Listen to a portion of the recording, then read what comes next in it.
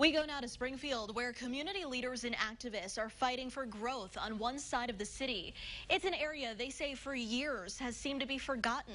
WCIA3's Courtney Bunting has more on what they're asking for and the steps already being taken.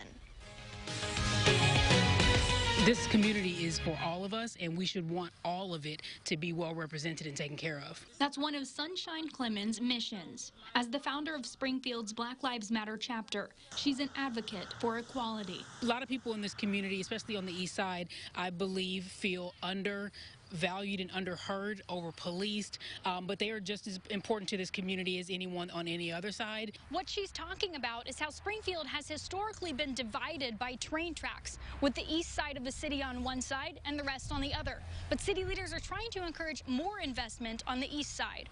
Everybody who lives here kind of knows that there's the east side and the west side, and the east side is where most of our black residents live. Community activist Adelaide Swick has noticed the same divide. That's something that we really need to look into more, especially just making sure that we're investing in businesses on that side of town. I know a lot of businesses, particularly black-owned small businesses, have been hit really hard by the pandemic and lost a lot of business. And losing business can do more than just take away money. If you are continuing to underfund a certain area, that's where the crime is going to happen, because people are going to, commit those crimes to get the food that they need, or, steal something to sell it to supplement their income.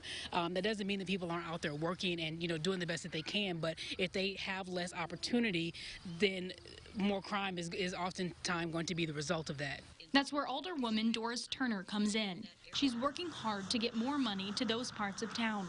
We have the cannabis funding that's available and coming to Springfield.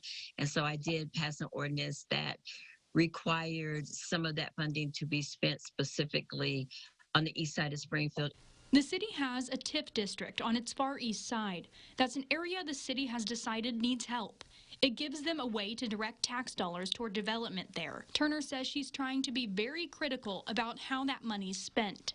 We want to make sure that it's not a one-time infusion of funding into the area, that it is going to spur economic development, and it is going to, bring more money back into the area. While there's a lot of work to be done, all agree that they're headed in a good direction. And that's something all people in the city can be grateful for. It might not be your residential area, but we're all part of the same community. So any part of Springfield that we can make better benefits everybody. In Springfield, Courtney Bunting, WCIA3, your local news leader. Police relations are also a big topic of conversation when it comes to race relations in the city. Springfield council members just passed an ordinance focused on that.